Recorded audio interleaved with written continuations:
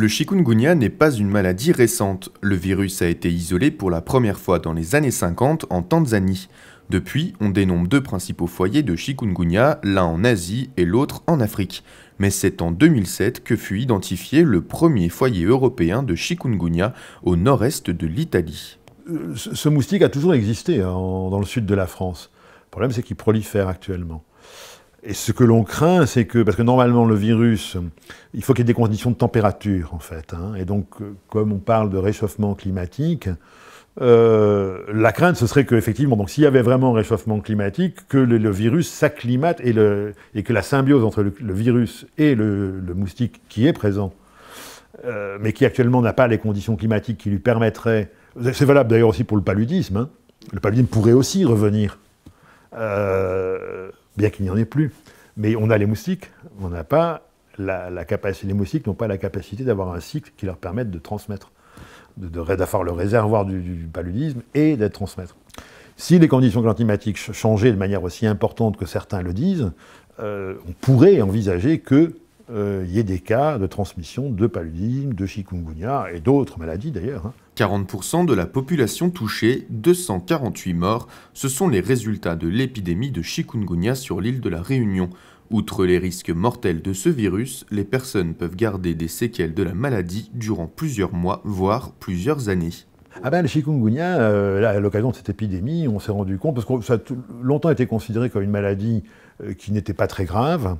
Bon, il faut bien le dire malheureusement, c'est que c'était une maladie qui sévissait surtout dans des zones très reculées, etc.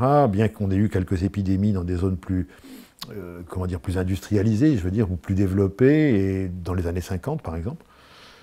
Et à l'époque, on avait déjà décrit des choses plus graves que ce qu'on avait l'habitude de dire à propos de cette maladie. Mais là, quand on a eu l'épidémie de la Réunion, il y a eu des cas mortels, etc. Bon, certes, sur des personnes très particulières, très fragilisées, notamment sur le plan hépatique, mais pas seulement. Et on s'est rendu compte qu'il peut y avoir des cas très graves, et en dehors des cas très graves, éventuellement mortels, des problèmes de gens qui... Moi, personnellement, j'ai soigné une personne ici à Dijon, qui a gardé pendant plus d'1 an des séquelles articulaires. C'était une personne qui était danseuse professionnelle, elle ne pouvait plus danser. Fièvre, douleurs variées, fortes douleurs articulaires qui peuvent persister et plus rarement problèmes cardiaques, le chikungunya peut être préoccupant. D'autant plus que pour éviter une piqûre de ce moustique, seule la prévention existe. On n'a pas de traitement, il n'y a pas de vaccin. Mais vous voyez, comme c'était une maladie qui était confinée dans des zones très reculées, qui ne concernait que peu de monde, il n'y a eu aucune recherche. Si, il y avait des chercheurs qui cherchaient... les entomologistes sur les conditions de vie du moustique, les microbiologistes sur le virus, etc. Mais des recherches de type pharmaceutique à la recherche de molécules efficaces contre ce virus, voire de vaccins, ça n'était pas rentable. On est désolé, je veux dire, les laboratoires et l'industrie pharmaceutique, c'est quand même des entreprises qui font vivre des gens et ils ont besoin de rentabilité, forcément.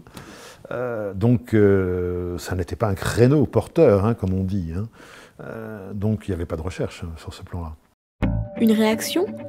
Un témoignage? Commentez ce reportage sur dijonsanté.fr.